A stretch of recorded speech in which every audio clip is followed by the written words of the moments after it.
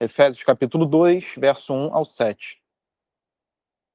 Aninha, se quiser colocar para gravar, pode colocar. Fazer a leitura, uma oração, e a gente inicia.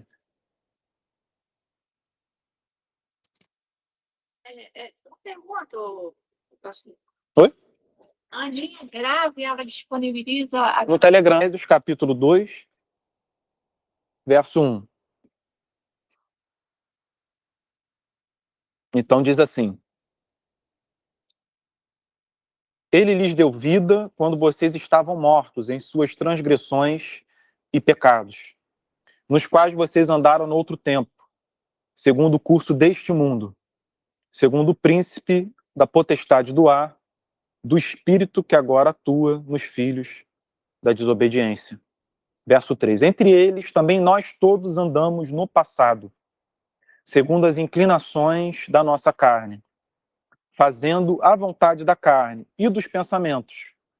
E éramos, por natureza, filhos da ira, como também os demais. Então, só para recapitular, pessoal, a gente viu na aula passada esses versos complexos e difíceis. E a gente pôde extrair assim, os principais pontos que o apóstolo Paulo quis trazer para lembrar essa igreja de Éfeso, e, consequentemente, todas as igrejas. Né? E o que ele lembra aqui é a natureza e a profundidade do que a gente comumente chama de conversão, ou novo nascimento. A Bíblia, ela atribui uma profundidade muito maior à conversão do que a gente imagina. Em geral, Emerson, você pode só fechar mais uma desse aqui, que eu estou achando muito aberto. Obrigado. Eu acho que tem que puxar da direita. Geralmente, a gente entende a conversão ou o novo nascimento como uma decisão da pessoa. A pessoa escolheu seguir Jesus, ela começou a frequentar uma igreja aos domingos, sabe? Ela começou a participar de EBD, ela está indo em célula, ela vai nos cultos de adoração de sábado, ela participa de vigília de oração, de retiro, e a gente entende que a pessoa passou por uma conversão, até porque ela está professando a fé. Contudo, a Bíblia, ela tende a descrever essa transformação, que geralmente a gente só se atenta ao que é visível, de uma maneira invisível. Ela se concentra muito em descrever esse lado da transformação interior e invisível do que significa um novo nascimento, ou a conversão. E o que o apóstolo Paulo está descrevendo aqui é uma mudança de um estado para o outro, de uma condição para outra, de alguém que está sujeito a um tipo de influência e poder e que passa a estar sujeito pela primeira vez a um outro tipo de poder. Alguém poderia perguntar, mas como assim, Pedro? Deus então não tem influência sobre os seres humanos? Ele tem. Mas a Bíblia separa a forma de Deus atuar em toda a humanidade e a forma de ele atuar no seu povo. Há um abismo entre ambas as coisas. O Espírito Santo, ele pode conceder habilidades às pessoas, ele pode influenciar pessoas, povos, nações. Contudo, a Bíblia é muito específica quanto aos frutos que ele produz e que são exclusivos do povo de Deus. Ele não produz os frutos do Espírito Santo naquele que não nasceu de novo, que não professa a fé. Seria até incoerente a gente pensar isso. Então a gente deve entender que Deus tem o poder e a influência e ele efetivamente o faz, de conduzir as nações, os povos, de conduzir o mundo para um determinado fim. Ele é soberano. Contudo, há um poder todo especial que ele aplica e que ele faz uso no seu povo e no seu povo somente. E é isso que o apóstolo Paulo vai começar a descrever do verso 4 em diante. É isso que ele vai começar a descrever. Então, aqui nos versos de 1 a 3, a gente nunca deve esquecer, ele está falando sobre pessoas que não conheciam a Deus, cujo coração era um coração de pedra, não tinham contato com o Espírito Santo dentro do seu coração, não amavam a Jesus, não viam excelência em Jesus, não tinham um relacionamento pessoal e de amor com o Criador. Ele está falando desse tipo de gente. E aqui do verso 4 em diante, ele passa a falar sobre o pós-transformação, pós-conversão. Qual é o significado de alguém verdadeiramente ter se convertido? E aí ele diz: mas Deus, sendo rico em misericórdia, por causa do grande amor com que nos amou, E estando nós mortos em nossas transgressões, nos deu vida, juntamente com Cristo. Pela graça, vocês são salvos. E juntamente com ele nos ressuscitou, e com ele nos fez assentar nas regiões celestiais em Cristo Jesus. E o verso final de hoje, Deus fez isso para mostrar nos tempos vindouros a suprema riqueza da sua graça, em bondade para conosco em Cristo. Vamos orar então. Pai Santo, nós louvamos o teu nome, Senhor, e bendizemos.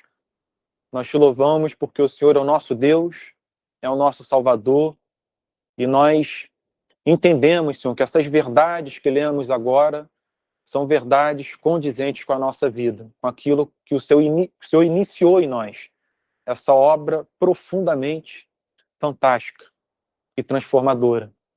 Senhor, nós pedimos que nessa manhã o Senhor ilumine o nosso entendimento, abra o nosso coração e desperte os nossos ouvidos para a excelência dessas palavras, e que a gente possa sair dessa aula mais encantados, Senhor, com o teu evangelho, com o Senhor Jesus e com toda essa obra do plano da redenção.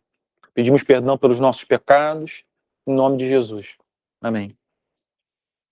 Então, gente, hoje eu vou retomar com vocês a partir do verso 4.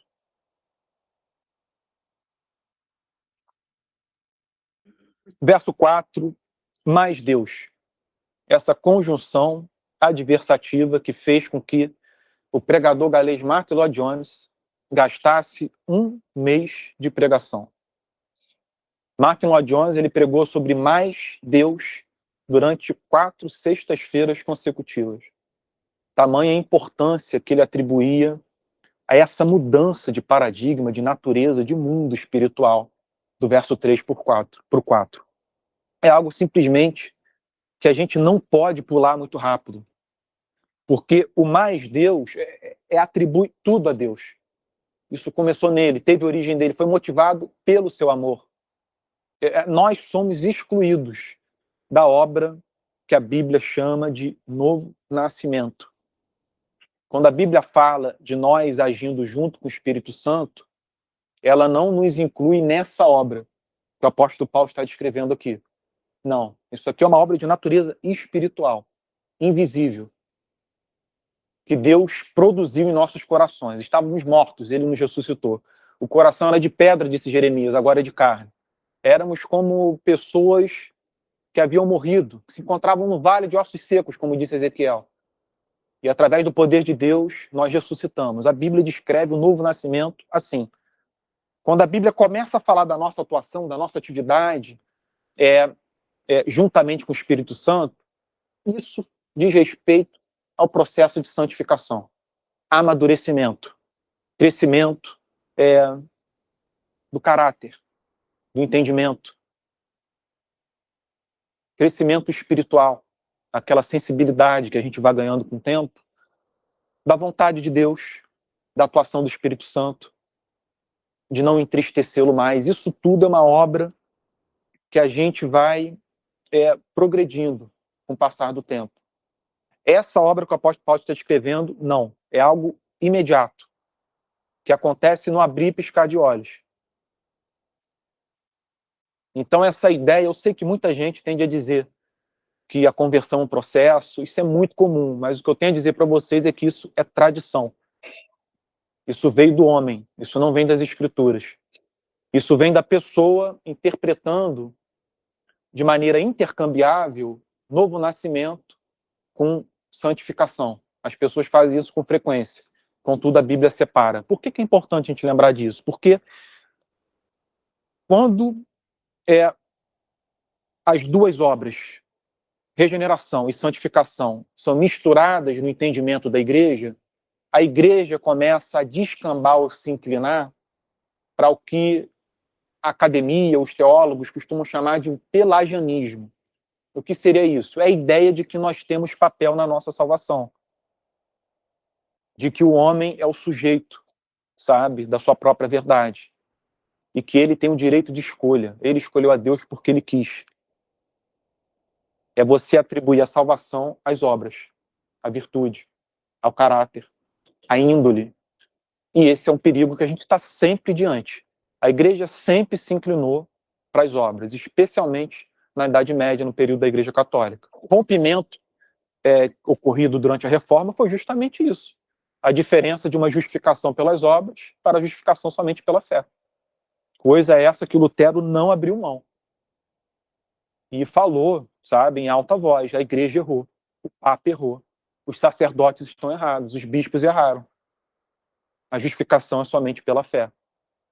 E essa ideia de, pode parecer coisa pequena, bobeira, mas essa ideia de que nós temos papel na nossa salvação lançou gerações sem conta no período da Idade Média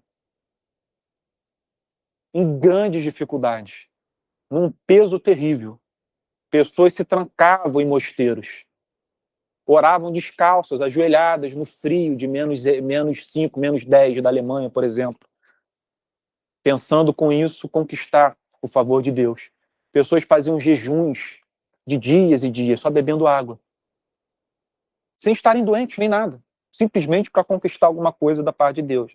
Pessoas caminhavam descalças longas distâncias, de uma dieta restrita, ascética, comportamento rigoroso, não tinham contato com a sociedade. Gente, isso tudo por causa desse entendimento sobre a salvação.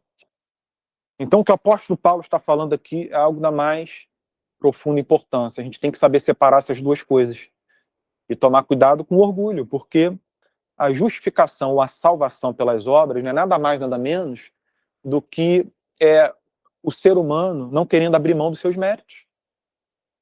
É isso. Então Paulo diz, mas Deus, sendo rico em misericórdia, riqueza. O termo aqui no grego é de um tesouro, de valor incalculável. Essa é a forma em que o apóstolo Paulo descreve a misericórdia de Deus. É algo que vai de geração até geração, como disse o salmista. Não tem fim. Por que não tem fim? Por que é tão rico, Pedro? Porque ele salva pessoas diversas, em situações diversas, em gerações diversas. É uma misericórdia que é derramada de maneira abundante. A gente pode se encontrar numa geração onde a gente só vê hipocrisia, uma falsa religião, e a gente é levado a dizer como Elias, Senhor, mataram os seus profetas, derrubaram os templos, só sobrou eu. Mas Deus sempre vai dizer, não, eu reservei 6.000, que não dobraram os seus joelhos diante de Baal. A obra, esse poder de Deus, dessa graça, está sempre em atividade. Sempre. E por quê? Porque é algo de valor incalculável. É um poço que a gente não consegue mensurar a profundidade. E é uma obra que pode alcançar pessoas em uma situação que torna até difícil da gente compreender. Como, por exemplo, a conversão de Manassés, que é descrita no segundo livro de Reis. Manassés simplesmente queimou os seus filhos vivos em nome de Moloque no tempo em que esse deus era adorado na terra de Canaã, onde hoje se encontra a Palestina. E nesses sacrifícios infantis, que aconteciam a rodo nesse período, inclusive arqueólogos já descobriram no território, se eu não me engano, do Líbano, onde antigamente era Fenícia, ossos de centenas e centenas de crianças, todos na mesma faixa etária. Os arqueólogos descobriram. E isso tudo porque essas crianças eram sacrificadas e enterradas nesse local, nesse cemitério. Então, isso você encontra em atlas de geografia bíblica, por exemplo. E muitos outros dados que apontam para sacrifícios infantis em massa, durante, assim, séculos e séculos. Inclusive, com essa repercussão do caso Epstein, muitas dessas teorias conspiratórias, que é difícil saber o que é verdade e o que não é, com exceção do abuso sexual, que é evidente que isso é verdade, segundo diversas testemunhas relatando a mesma coisa, isso é verdade. Quanto aos sacrifícios que as teorias dizem que esses ricos, essas pessoas bilionárias faziam, é difícil a gente saber se é real ou não. Contudo, a gente não pode simplesmente dizer que é ficção, porque se a gente voltar 2, 3 mil anos, os cananeus estão fazendo isso.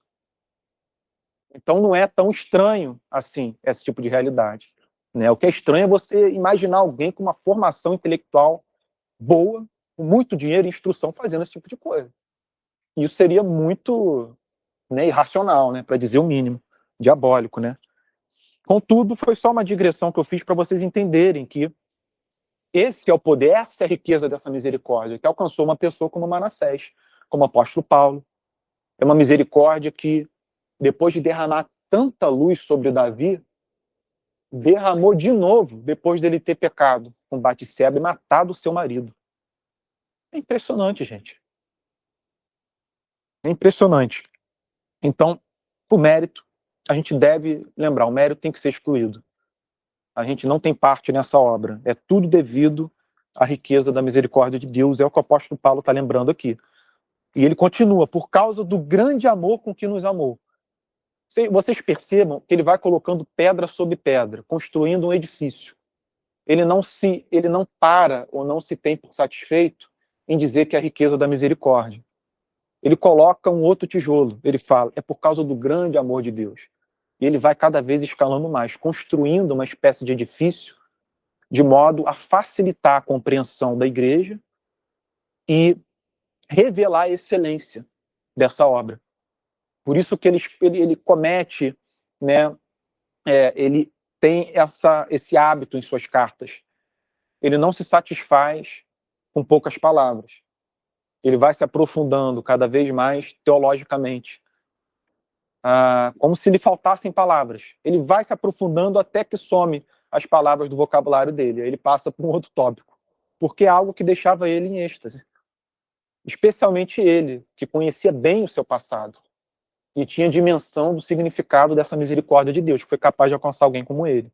Ele ficava muito constrangido por isso.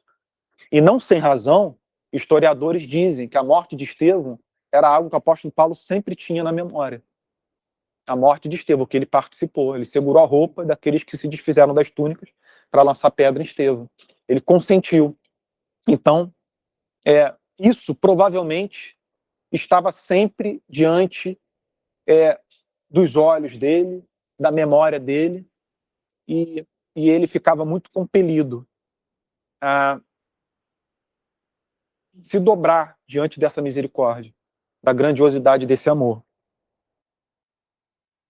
Mas Deus, sendo rico em misericórdia, por causa do grande amor com que nos amou, e estando nós mortos em nossas transgressões, nos deu vida. Mais uma vez ele volta aos versos anteriores, lembrando que o nosso estado não era um estado de enfermidade. Não era como um soldado que foi ferido em guerra. Era alguém sem vida espiritual. Era alguém que não podia fazer nada por si mesmo, como um morto. Paulo diz que Deus nos deu vida. Ele fez com que esse estado de morte espiritual fosse ressuscitado para uma nova novidade de vida. Estando nós mortos em nossas transgressões, nos deu vida juntamente com Cristo. Isso aqui é importantíssimo. Juntamente com Cristo. Era necessário um meio através do qual Deus pudesse compartilhar vida com o seu povo, com aqueles que se desviaram dele, que voltaram as costas para ele, que pecaram contra ele, que ouviram a serpente, que seguiram os seus caminhos. Era necessário um meio para isso. Deus não poderia simplesmente conceder vida sem que o seu filho estivesse envolvido nessa obra. Por quê? Simplesmente por causa da descrição que a Bíblia faz do caráter de Deus. Ele não pode violar a sua justiça. Ele não pode. Por mais que ele seja misericordioso, ele é santo, ele é justo. O pecado demanda uma resposta. E para que essa resposta fosse dada e não implicasse em nós tendo que pagar o preço, Deus enviou seu filho. Isso tinha que acontecer. Na cruz, a justiça e a misericórdia se unem de uma maneira visível. E Deus, então, pode perdoar todo e qualquer tipo de pecado. Por quê? Porque Jesus pagou por todos eles. Todos. Deus pode conceder vida hoje a quem Ele quiser, sem que isso desonre a sua justiça, diminua a sua justiça ou a viole. Ele pode hoje conceder vida e ainda permanecer um Deus justo. Porque na cruz Ele manifestou a sua justiça e a sua misericórdia. Por isso que Paulo diz, juntamente com Cristo. É o único meio. Não é uma misericórdia que vem gratuitamente. Houve um preço. E esse preço foi o sangue de Jesus.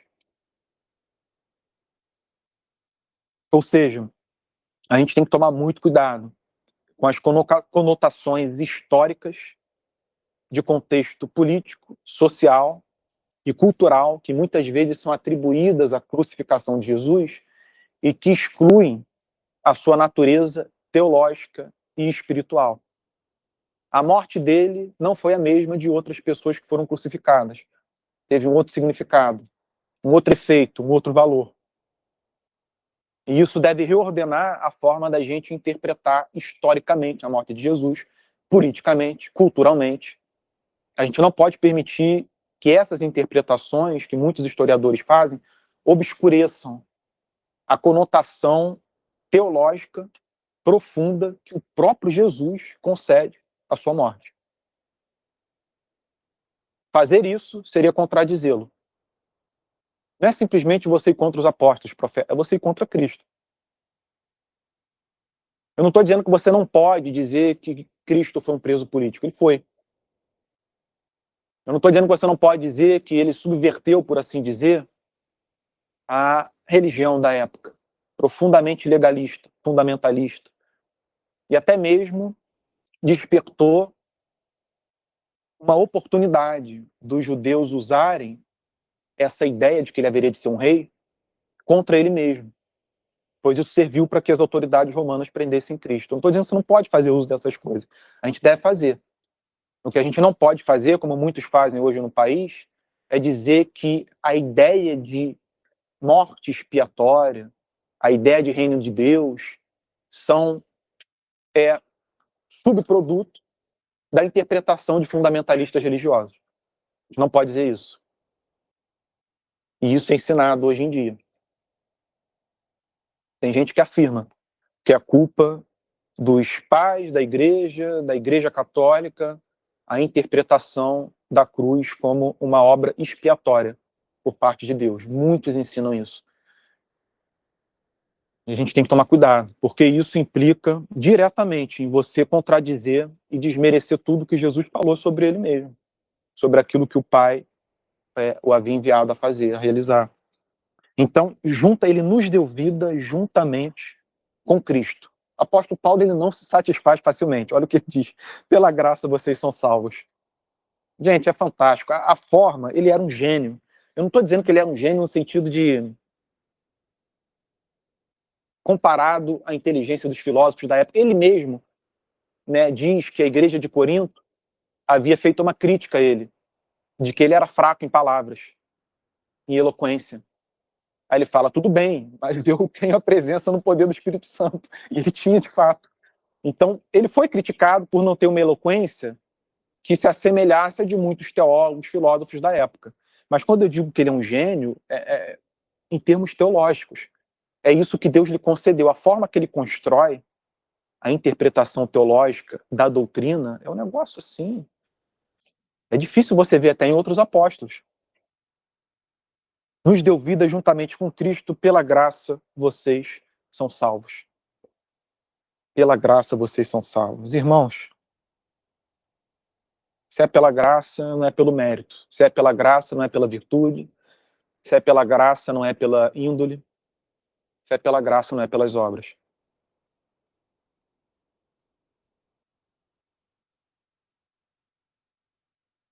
E juntamente com ele, nos ressuscitou e com ele nos fez assentar nas regiões celestiais. É impressionante a altura que o apóstolo Paulo alcança com esses versos. Não satisfeito de falar sobre a riqueza da misericórdia de Deus, o seu grande amor, de que nós recebemos vida juntamente com Jesus em sua ressurreição e de que nós somos salvos pela graça, ele diz, ele nos ressuscitou e nos fez assentar juntamente com Cristo nas regiões celestiais. Pedro, o que isso significa? O que ele está dizendo aqui? Isso aqui é esquisito. Como assim? Nós estamos na Terra. Ressuscitamos e fomos para onde? E aqui é a verdade que a Bíblia tem a nos comunicar sobre aquilo que se deu com o nosso espírito. O que Paulo está comunicando aqui é de que essa ressurreição invisível e espiritual, ela aconteceu. E que ao acontecer, nós nos encontramos em espírito hoje, caso tenhamos nascido de novo, tenhamos sido alvo dessa obra, nós nos encontramos em espírito com o Senhor Jesus, no reino de Deus, em espírito. O que significa que a nossa verdadeira vida não diz respeito a esse mundo. É por isso que o cristão sente falta da sua verdadeira pátria. É por isso que Hebreus descreveu irmãos e irmãs nossos na fé vivendo essa vida como peregrinos, de tribo em tribo, aldeia em aldeia, cidade em cidade, sem encontrar sua verdadeira pátria, buscando uma cidade com fundamentos, da qual Deus é o verdadeiro arquiteto e construtor. O cristão, ele vive como peregrino, não é porque ele é ensinado a viver como peregrino, é porque ele de fato o é.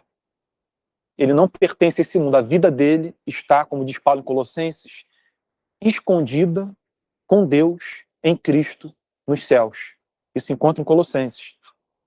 Então não é uma verdade que está lançada aqui de maneira avulsa no livro de Efésios. Não, ela se encontra espalhada.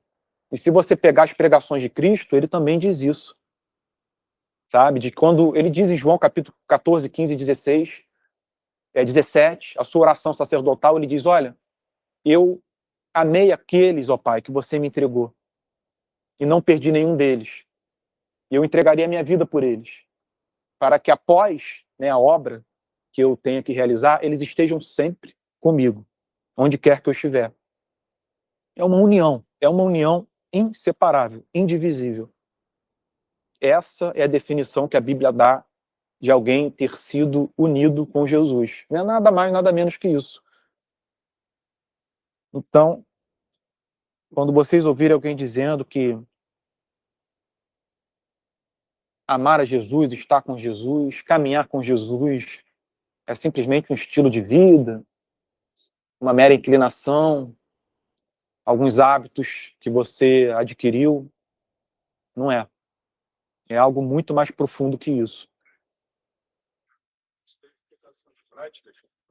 Quem está falando? Ah, Emerson. Ih, Emerson, você está longe. Peraí, vem para cá para eu te dar o microfone, para o pessoal poder te ouvir. Isso tem. É só falar aí depois. Isso daí tem implicações práticas profundíssimas, né?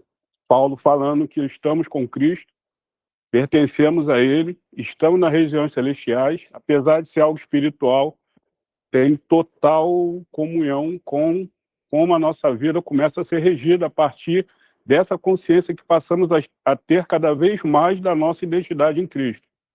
Ou seja, quanto menos consciência nós temos, né, menos somos influenciados, ou, melhor dizendo,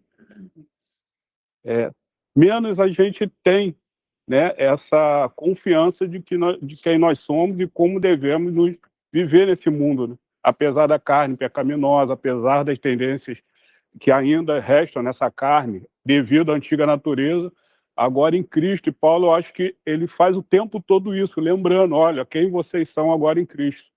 Não vivam como vocês viviam nesse mundo, como era na antiga natureza. Agora vocês têm uma nova natureza em Cristo. Olha para Cristo, vê Cristo. Como isso aprofunda, como Sim. isso nos transforma. Sim, Não é falando somente a lei o que devemos fazer, mas é quem nós somos em Cristo. exatamente. É algo extraordinário isso. Aí, E isso que o Emerson disse deveria ser um dos nossos maiores ou maior objetivo de vida. Refletir, estudar, meditar cada vez mais sobre essa obra. A fonte da felicidade, a Bíblia diz que reside em Jesus. Nele estão escondidos os segredos da sabedoria, sabe, da inteligência, de tudo. Tudo se encontra escondido em Cristo. Então deveria ser o nosso maior alvo de vida e objetivo, compreender cada vez mais essa obra. E a nossa segurança e a nossa felicidade nessa vida está totalmente ligado à compreensão que a gente vai ter cada vez maior do que Deus fez por nós, do que significa Deus ter nos unido a Jesus.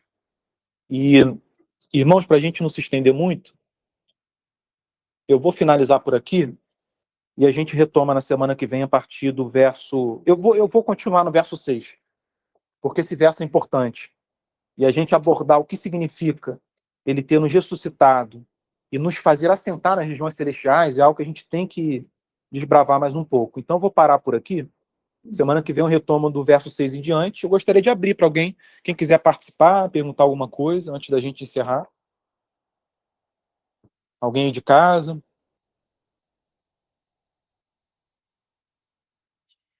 A gente fica envolvido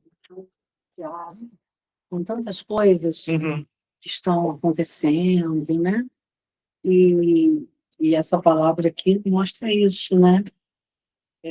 Os lugares, estamos assentados em lugares celestiais em Cristo, né? E isso é para também nos trazer um conforto. Não que a gente vai ficar também, né, alienado da vida, das questões, mas isso não pode nos trazer assim, tantas expectativas. Às vezes a gente cria expectativas demais para esse momento que a gente está vivendo. Eu acho que eu me sinto mais desprendida disso, com a idade, né? Isso acontece com a idade. A idade vai chegando, a gente vai vendo que não vale a pena a gente ficar tão apegado a tantas coisas que, no fundo, não vão levar a lugar nenhum. Né? E esse foi um dos temas que Salomão mais abordou em Eclesiastes. E ele conclui o livro falando: lembre-se do seu Criador na sua juventude, antes que cheguem os dias em que você haverá de dizer não tem mais neles prazer.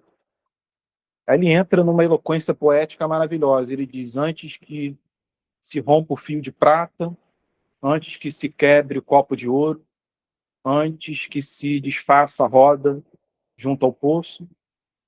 E ele conclui dizendo: e o espírito, o pó volte à terra de onde veio, o espírito volte a Deus que o deu. É isso. Lembre-se de Deus na sua juventude. E é assim, é um ensinamento assim de vida que você está deixando, Marilza, até para o pessoal mais novo aqui presente, para que eles aproveitem essa oportunidade, esse momento de 20, 30 anos que eles estão, e se preparem para quando chegar o verdadeiro valor. Sim. Sim. Sim. Verdade. Bem, alguém mais?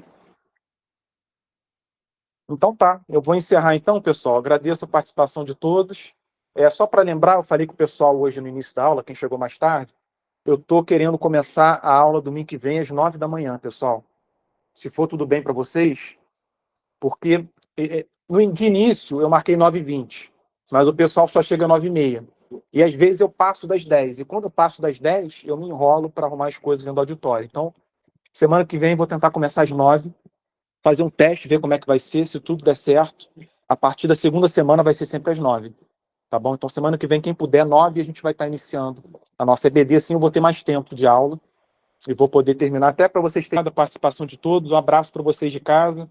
Um bom culto. Elô, Ingrid, Aninha, Lise, Silvana, Emerson, Rosi. Um abraço forte para vocês. E vamos assistir o Pastor Antônio já já.